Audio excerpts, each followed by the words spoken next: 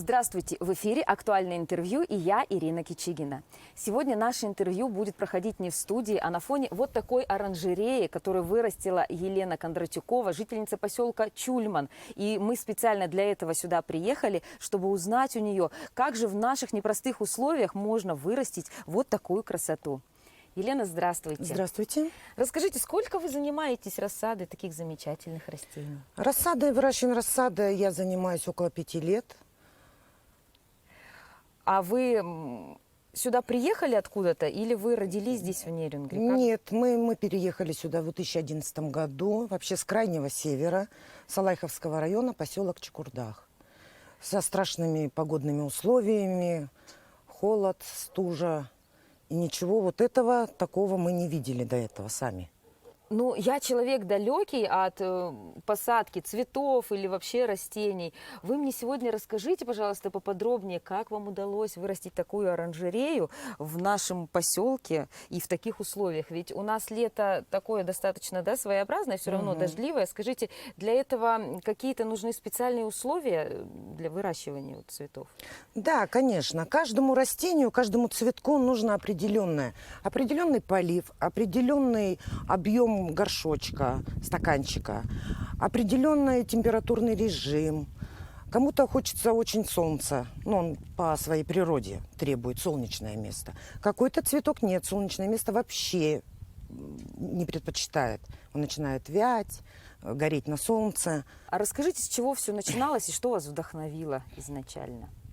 Вот 10 лет назад мы приехали в Чульман, я покупала дом. И на тот момент я вообще не могла понять, для чего земля во дворе. Взяли дом, пришли сюда, пришли смотреть дом. Тут были поля, пространство. Я спросила хозяйку предыдущую, для чего вот это вот на определенное поле. Она мне сказала, высаживать картошку. На тот момент я вообще не видела, как она сажается, эта картошка, как она растет и как ее копать. Вот. Но на тот момент я говорила, что мне не нужны никакие огороды тут, я просто буду отдыхать. Весь двор заасфальтирую. Были у меня планы. Но потом как-то я первый год купила семена, все подряд купила, чисто по картинкам. Купила, посеяла их, и они у меня взошли щеткой. Взошли вообще каждый цветочек, каждый росточек у меня взошел. И вот это я все распикировала.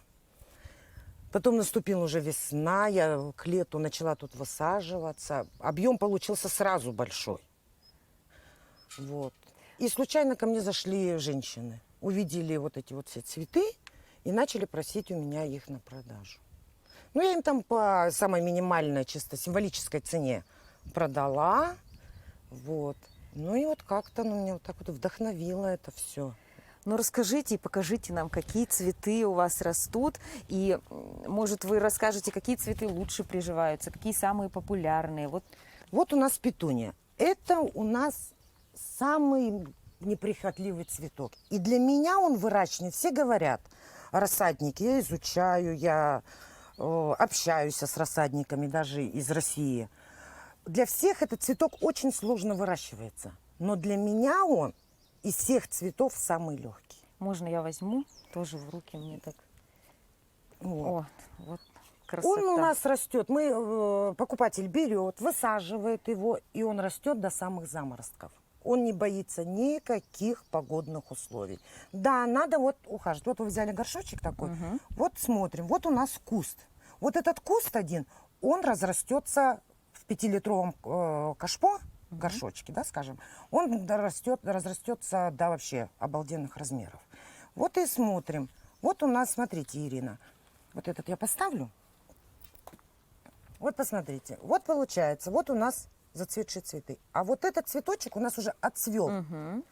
И мы его удаляем. Удаляем вот так с семенной коробочкой, чтобы здесь семена у нас не закладывались. Вот, все, убрали вот это. Когда мы проводим такие процессы с этим кустиком, он быстрее начинает разрастаться, быстрее идет дальнейшее цветение. Вот тоже подвял. Все, мы его тоже убрали. И тогда у нас, вот они все побеги. Из каждого побега также все это пойдет расти, и куст будет вообще шикарный. Вот этот один стаканчик вроде бы, да? а на самом деле это будет куст. У нас здесь грунт достаточно каменистый, да, местный, нерюнгринский. А вы где берете грунт? Я вообще, я, конечно, когда начинала, да, я покупала грунт в наших магазинах, вот, местных магазинах. Ну, поначалу мне показался вроде как будто бы и ничего, ну, растет и растет. Но когда я начала изучать, когда я начала менять грунт этот, я поняла, что один грунт отличается от другого. И если я ошибусь, сами видите, какие объемы, если я ошибусь в грунте, у меня может не состояться сезон. Моя работа будет сделана впустую. И поэтому на вот этот процесс, вот это выращивание мое, я заказываю профессиональный торф. Везу это все с Москвы. Эти же стаканчики, этот же грунт, удобрения. Все это у меня заказ с Москвы. Вот. Кроме петуний, что есть у вас еще? Покажите нам. Вот. Ну, бархатцы, я думаю, знает каждый житель, каждый цветовод знает. Так. Вот очень пользуются спросом Анютины глазки. Вот Анютины глазки. Пожалуйста. Вот Анютины глазки. Вот такой цветок. Вот этот цветочек, он еще у нас не распустился. Вот найдем мы побольше, да? Вот, пожалуйста, держите, Ирина.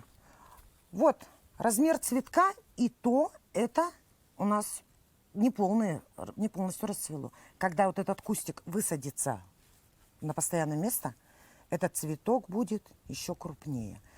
Вот Анютины глазки, например, он идет как многолетка. Но, опять же, вот погодные условия, это все вымерзает. Да, вроде бы как люди берут, вроде бы и на следующий год бы взошли, чтобы не покупать это.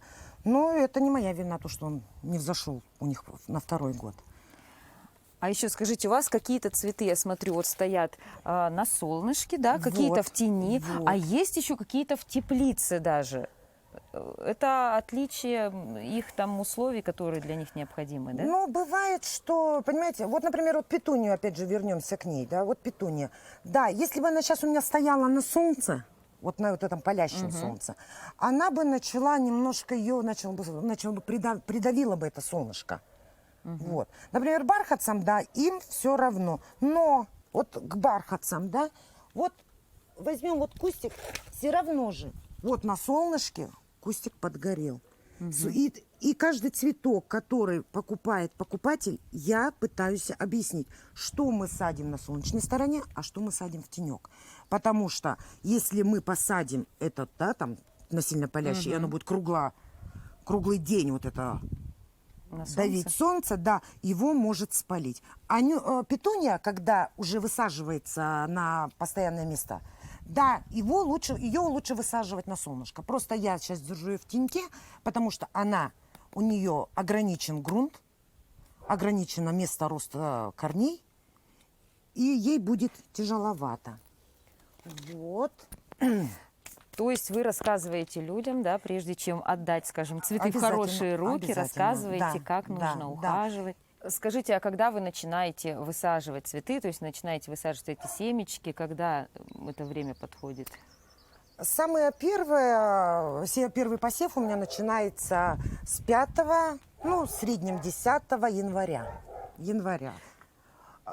Где вы их садите в январе? Дома. Муж строит у меня стеллажи по комнатам. Вешаем это лампами, обвешиваем все. И начинаем работу дома. По погодным условиям.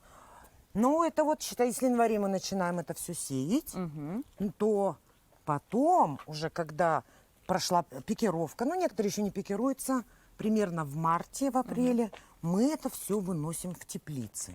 Вот, я вижу у вас теплицы и хотела спросить, для чего же они?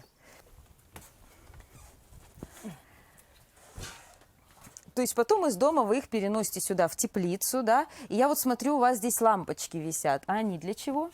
Ну, этот год у нас вообще, вот этот сезон, очень выдался сложный. Ну, очень. Мы не знали, как выходить из положения, потому что солнца не было вообще весной.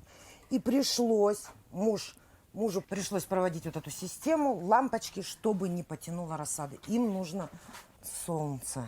То есть для того, чтобы искусственно продлить световой день, да, Да, для цветов, да. чтобы им хватало света. Да. Им, ну, им что надо? Им надо их кормить, поить и свет.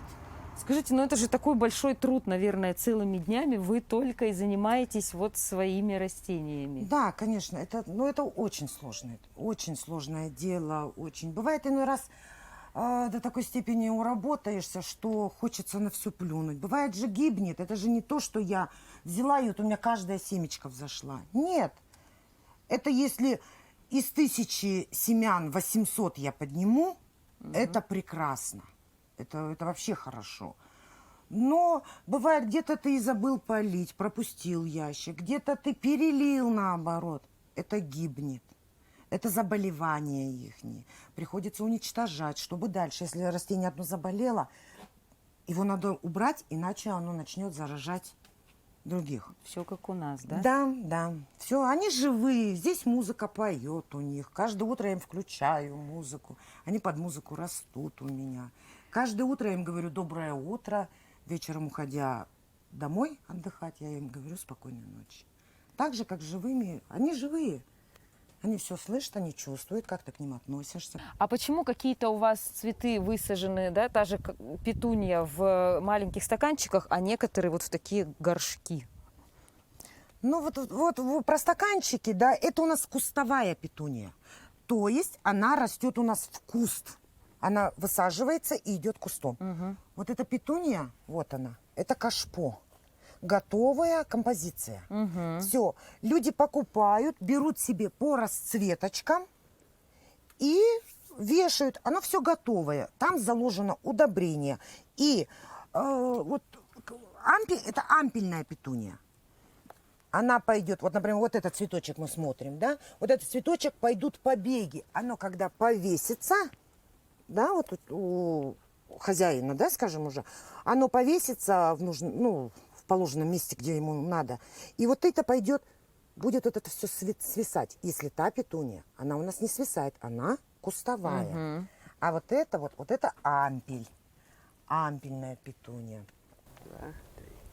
Сегодня мы получили настоящее эстетическое удовольствие. Елена, спасибо вам большое за ту полную информацию, которую вы нам сегодня дали. И мы желаем вам, чтобы процветали вы и ваши дети, становились все краше и радовали нерюнгринцев. Мне тоже очень было приятно с вами пообщаться. Я желаю всем огородникам, цветоводам теплого лета, богатых урожаев. Пусть цветочки вас радуют до глубокой осени. Это было актуальное интервью. Оставайтесь на нашем канале.